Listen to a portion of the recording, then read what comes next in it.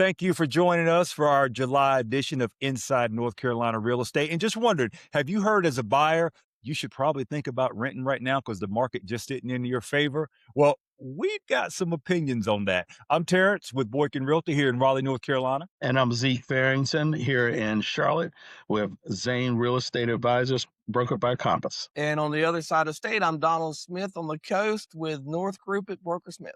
Hey guys, I just want to break right to it. We've got a lot of buyers right now. A lot of my buyers are coming from out of state here.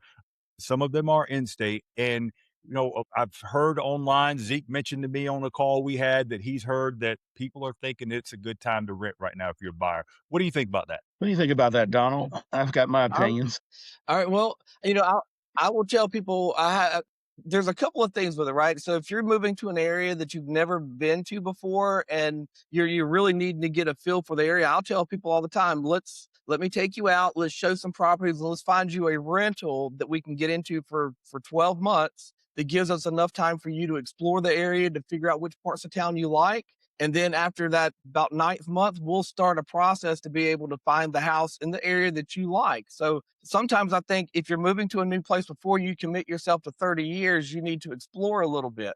So if you're moving and you haven't been to the area before, I think it's a great opportunity to rent for about 12 months to figure out where you want to spend the rest of your life at in that area and then make a decision. Donald, I agree with Hmm. you right on because this morning I got a referral from an agent in Georgia. She's working with a seller there, and she said the seller is thinking about buying in Morrisville here in North Carolina. So I figured, they had a job moving here, they knew the area. I reached out to that buyer just before our call this morning, and she said, yeah, we live in Georgia, we've lived in Virginia. We don't know anything about North Carolina. We've driven through, but we think we want to move there. And that's that situation where we might need to put the brakes on just for a minute because she's already thinking about listing our house, but doesn't know anything about our area and all the different towns here. So that is a prime example of somebody that might need to rent a little bit so that they can get a good feel, because buying a house isn't like buying, a dress at Walmart. You can't just take it back. So they really need to get here to get a feel for North Carolina and the Triangle. Yep. I think that's right. Yeah.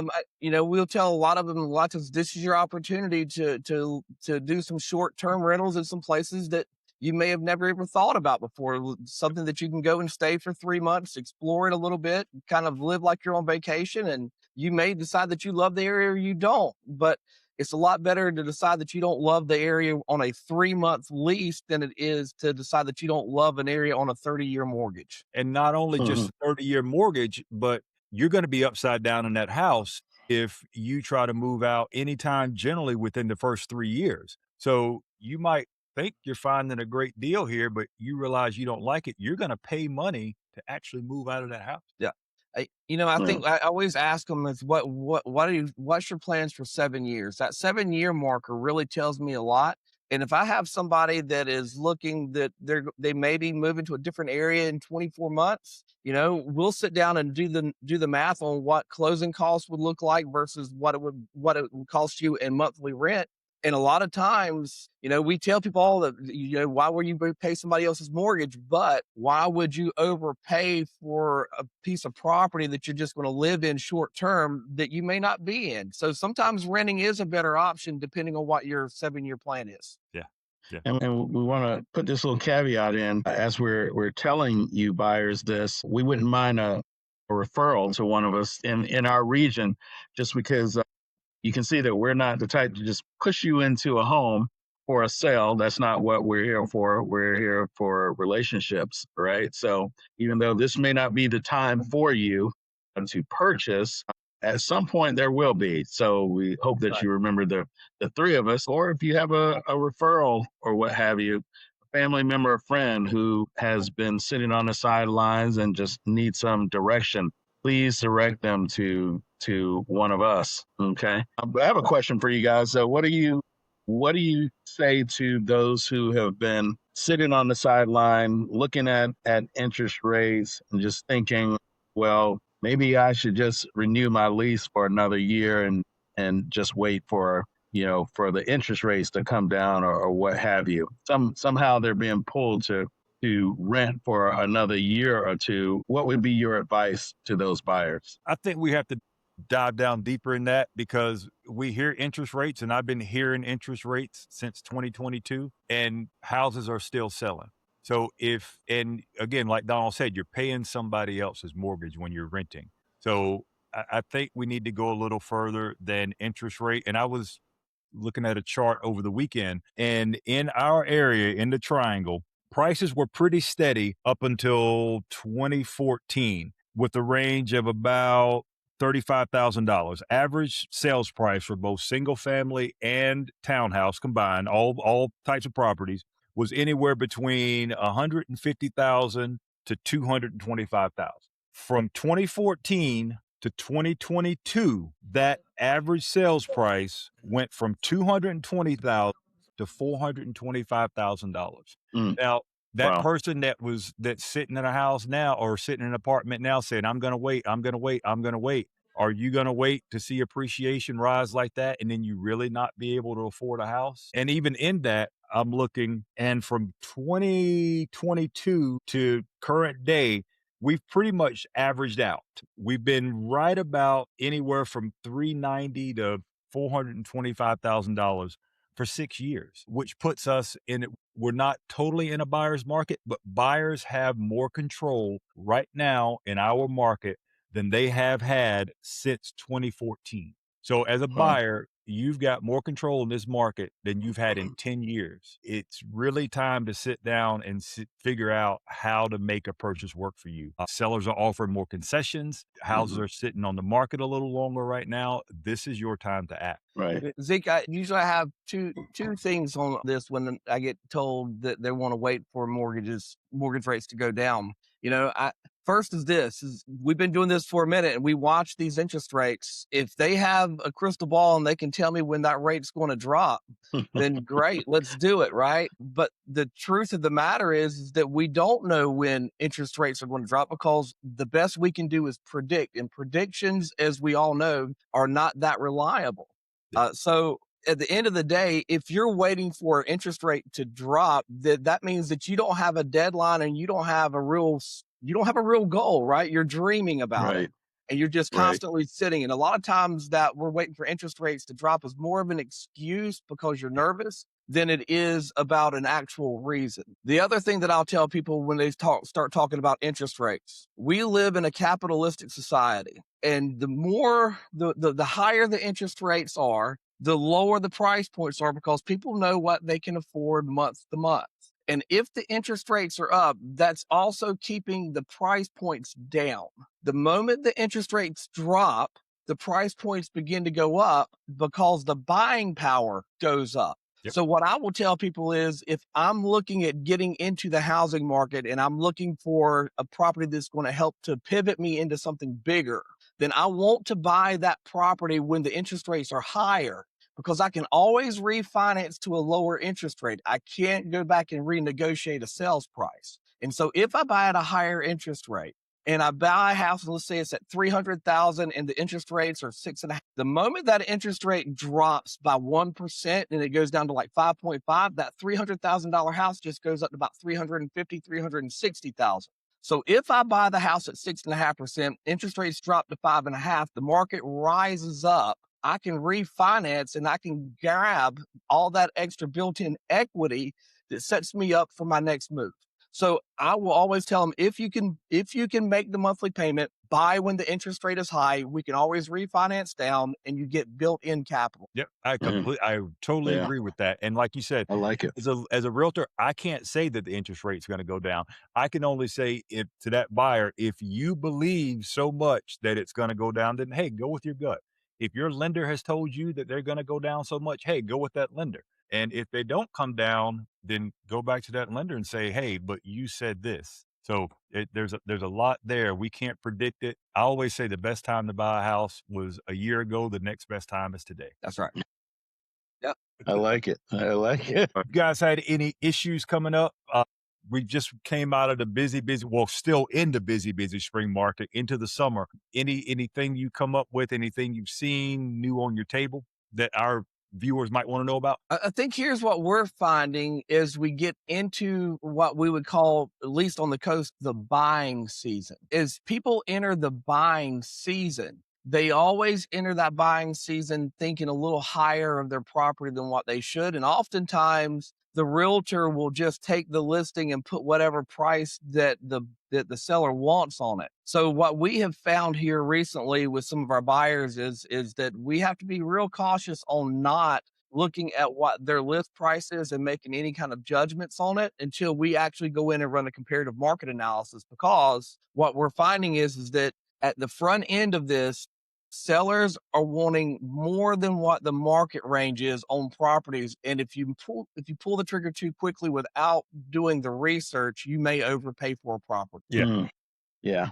I tell you what, here in Charlotte, seeing more people go to new construction, really, because again, back to that interest rate, right? The 3% no longer exists. So to combat that, that new 6 to 6.5 range or what have you, the new construction builders are offering all of these kickbacks, and some of them are, 3.99, 4.99, 5 or 7 year arms. So to keep buyers from sitting on the sidelines, new construction just seems to be dominating our market right now. It is here as well, but with one of my listings, we offered closing costs, and that's one of those points where buyers right now can negotiate more than they have been able to in years. I had a seller to pay buyer closing costs on a resale, and the resale was in excellent condition, but they're close to new construction, and that's what we needed to do. So as you know, if you're a buyer out there and you want a resale property and not new construction, talk with your agent to see how creative that agent can get if you found that perfect house that's a resale and you want to negotiate and get a good offer in. Yeah, I think that's it. Like these builders, they're not stupid. They knew what they were doing when they overbuilt their inventory, right? They knew that if they overbuilt that inventory, there was going to come a day that they were going to be able to kind of put a lock on their market, because they were going to be able to throw incentives that the people that they sold the house to 4 years ago were not going to be able to match. We just put a new buyer under contract, and the builder came off the price of the house about like $45,000. Yep. And truth is, Wow. it's kind of hard to compete with that. And so what I'll tell my sellers is that when we start looking at this, we need to pay attention to what the builders are offering, where the new construction neighborhoods are around you. And if if you're in a development that they're still building or they're closing the last phase out, that you may need to wait another year before we go into that neighborhood to try to sell a property, because that builder's trying to get out and they're cutting things pretty deep. One of the things that we have learned on the seller side of it now with the new rules, the one that we moved from commission to compensation and no longer putting the buyer agent commission or compensation There you into go. the MLS. Okay, yeah, it's going to take a long time before I get that right. Now what we'll do is we just kind of flip it around a little bit, because at the end of the day with a seller, we're always looking at bottom lines, right? Everything else in that offer really is insignificant till we get to that bottom line. And one of the things that we've learned, this is the dirty truth of realtors. We're not supposed to look at anything in our best interest, but there's folks out there that do that. And at the end of the day, they're looking at how much money they're going to make. And so one of the things that we've learned that we can do if we get real competitive is we'll tell the buyer agent, pick your own compensation. Here it is, where our seller is willing to pay compensation. Here's the form. We don't even pre-fill it out for you. You put down whatever you want, and my seller will consider it as a part of the total package. Because at the end of the day, what we're concerned about is our bottom line. And if the buyer agent wants 6% compensation, we'll entertain it, as long as our bottom number matches what we need it to be. So we've learned that we can be a little more flexible on certain things or in the way we present it. But at the same time, we still have never moved our bottom lines, but it makes the realtor and the buyer on the other side feel like that they have a lot more options than what they probably really do. Yeah. And Mm. and that is a big deal in putting those options out there early, because a lot of listing agents would never think of doing anything like that. Never would. Right. And you guys mentioned last time we'll talk about new construction. Um, You can ask for things that you never thought of. I've got one that is Hmm. closing tomorrow. The builder was asking, I think, a $5,000 deposit. We got that down to a $3,000 deposit. I've got another one that's closing at the end of the month. We got in with a $7 deposit on new Oh, construction. what? That's $7. That's normally Wow. 4,800 because they need to sell the property. And there's a lot of different things you can do right now when, when negotiating. I'll say that. I had some stuff pop up lately that I haven't had pop up only a few times, but not with this regularity. I've had issues with liens on properties that weren't found early and weren't disclosed to us early. I work with a and we talked on one of our calls about relationships with title companies, that sort of thing. I was working with a new attorney on a deal where the buyer was unrepresented. He was buying my seller's property, and I was helping my sellers purchase their next property, new construction. They were all supposed to close that day. The attorney let us know the day before closing that they had found another lien on the seller's home. When I saw it, I pretty much knew what it was. It's one of those that it's almost like a forbearance loan because it was through HUD. When you're having, and this is something a lot of you sellers might want to know, when you're having issues, you can't make payments, you lost a job, you're sick, you can reach out if you're behind on your payments and possibly get those payments attached to your home, and they don't collect interest, none of that stuff. You Hmm. just pay it when you sell that home. In this situation, there was a big health issue in 2009. And I think the seller, with just all the paperwork, signed it and was probably thinking that it was a forgivable grant, that it was just going to go away because they hadn't gotten any letters on it. There was no interest. So they thought it was gone. Well, that popped up the day before closing. I had another one that we closed last week, 3 days before closing. The attorney let us know that one of the sellers, the husband, had a lien or had a, I guess it's called a judgment against him that was attached to the property. For like the original one was $5,300, but because there'd been interest and late fees attached to it, and it was $9,000. Luckily, we were able to do a dive, and he did admit, hey, yeah, that is mine, and it came out of his closing proceeds. So we've got to talk with our attorneys when we go into contract to make sure they do as much as they can right now to find those liens and I also think we're going to see some of it come from COVID because during COVID, a lot of people didn't work and, they got help with not being able to pay their bills. They might Hmm. be attached to that property. So that's something we're going to have to look out for. And for you buyers and sellers out there, please, please, please, please, please be upfront with us. Um, about your history. I had one that closed 2 weeks ago. When the buyer came in, my lender did flag a loan that appeared on his credit report. The buyer said it was fraudulent. I found out about 10 days before closing from the lender that it wasn't fraudulent. It was actually a loan that he did for a buddy of his, and Oh. turns out his buddy was 3 months late on the payments. That almost killed that deal. Luckily, I was working with a lender that's been in the business for 20 years, and he had some pull kind of upstream and was able to do some things. But if that buyer just would have been up front in the beginning, we could have found a way to handle that in the beginning and not been against the wall at the end. So agents out there, start looking for stuff like that. Buyers and sellers out there, please, please, please be upfront with us when we're having those initial conversations. Mm. Terrence, on that same topic, we start talking about title searches. One of the things that we find a lot in the rural areas, we don't see it as much inside the urbanized areas, but we do see it in the rural areas. And we see it whenever we've had a property that transacted outside of the MLS and it transferred ownership. And then the new owner then decides that they're going to sell the property, and then they get a realtor and they bring it to the market. And a lot of times the realtors, when they pull the documents and they pull the deed, they don't pay attention to it. And sometimes buyer agents, when they start pulling documents, which by the way, you should never just trust the listing agent's research. You should always do your own research. Yes, yes, yes. You pull the deeds on a lot of these rural properties and you start looking at them, what you'll find is that they transacted it, they did all the deed prep, but there'll be a little statement on there that says that a title search was not performed.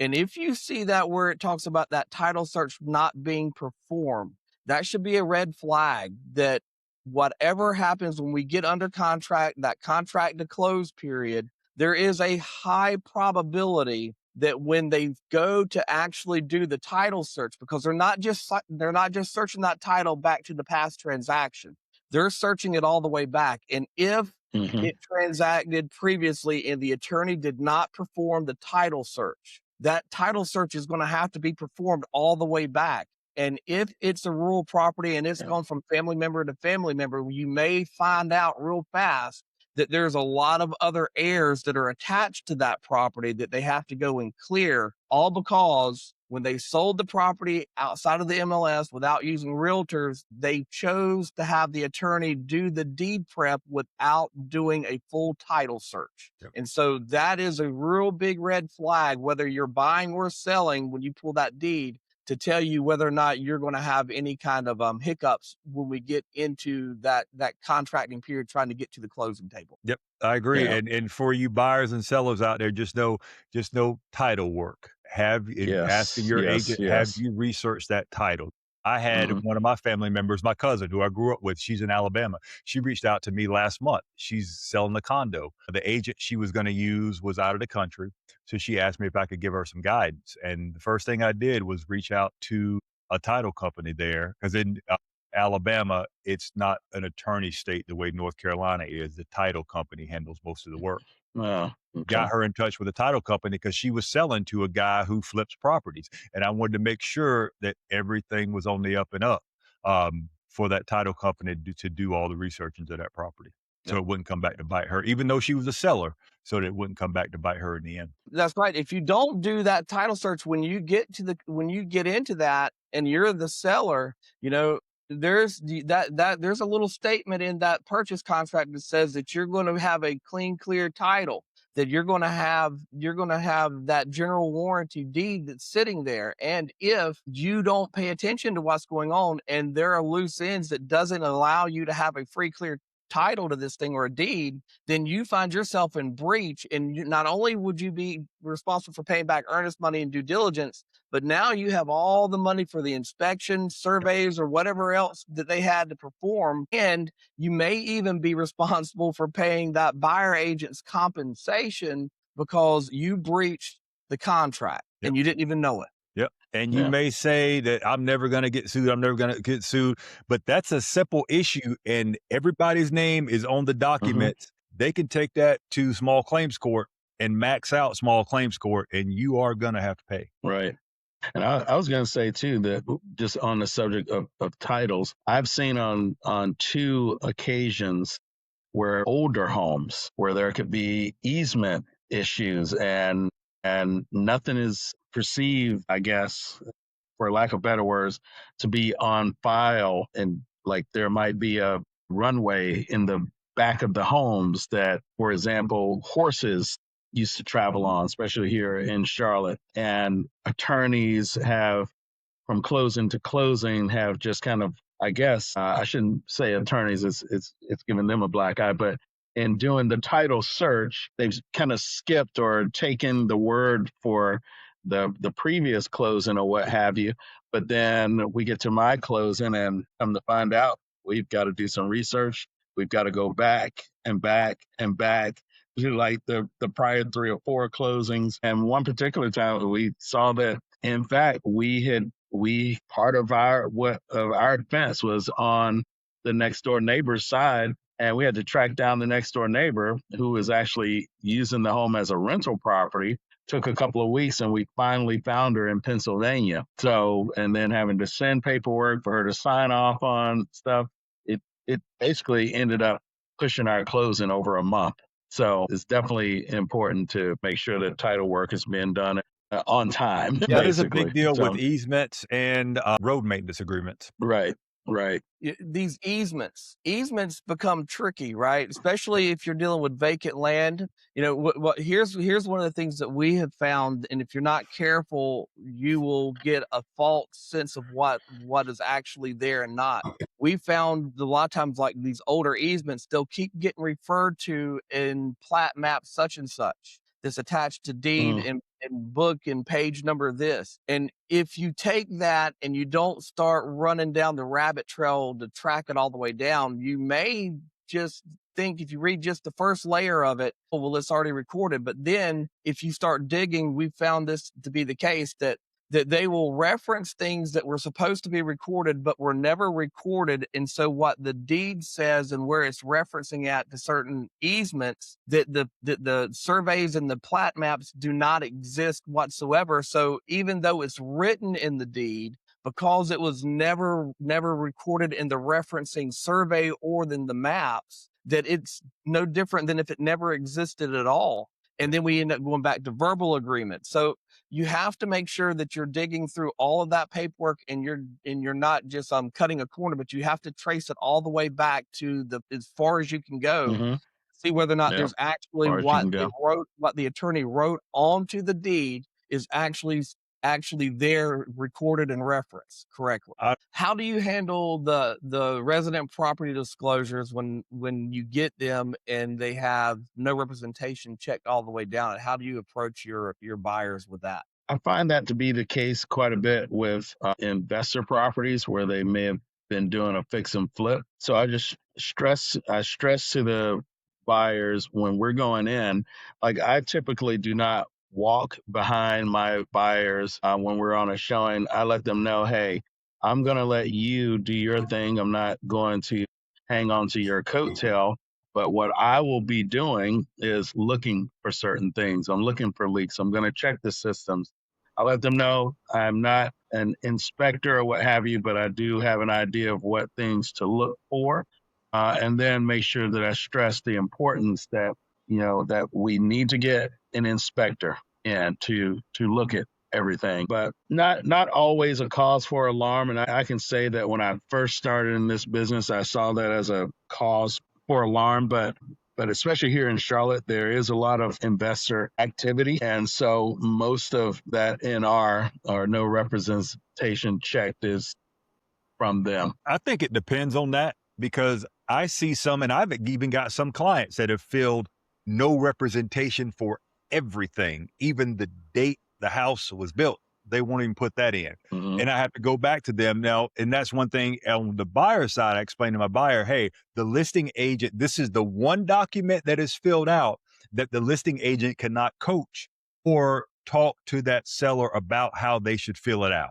So, but I do, when I've got a seller in that situation, I do say, hey, this is what we're giving. This is as much information as we can to get to those buyers to get them to want to come see your house because they might take a look at this document before they schedule their showing and they want to get as much information as they can. When I'm working with that buyer and I pull up that residential property disclosure and I see the no representation, if I know my buyer is really interested in that property, then I'm going to reach out to the listing agent and kind of make friend conversation with them. Hey, this looks like it was a rental.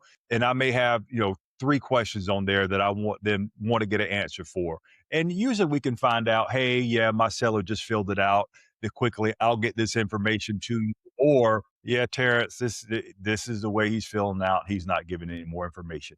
And then we can go from there. And also let my buyer know, hey, yeah, they filled this out. It may be right. It may not be right. But if you like this house and we go into contract, a lot like Zeke said, this is your due diligence period. This is your time to find out all that information. I'll do as much as I can to find out as much information before we submit that offer. But some of it I'm not going to find out until we're under contract. Yeah. Right. And I'll tell you, it really comes back down to agents not doing a very good job of explaining the forms to their seller. And the reason they don't do a good job explaining the form to sellers is that most of the time when these agents are going through pre-licensing, the instructor doesn't give them a full understanding of what that Yep. form entails. And Yep. so a lot of times that even you can mark no representation all day long, but if you knew about it and it's disclosed, it's discovered that you knew about it, you really have put Right. yourself on the hook beyond the It's going to come transaction. back to you. It's the one Right. moment that it's not the sale is final is when the seller intentionally marks something incorrectly. that can follow them beyond the transaction itself. So here's what I'll tell my buyers, especially when we're dealing with flippers. Flippers tend to do this more than anybody else, Yep. is that they'll bring in their whole batch of contractors to do all this work to the property that they know needs to be done. And then they'll take that RPO or that residential property disclosure and they'll mark it NR. Yep. And then they'll turn around and give us all the paperwork for all the work that they did on the property. What I tell my buyers is that's gold. That is gold to you, because you have the documentation saying that they did what they said they did. You have them saying that they had no idea of what it is. So we don't want them to change it. We're going to let them ride that form out. We're going to go back and do our inspections. We've got now the documentation that they did know things about it. And if something happens in your property after we transact it, you now have a leg to stand on if you wanted to take them to small claims court. So it's actually, for us, we look at it as a win-win, because not only are we getting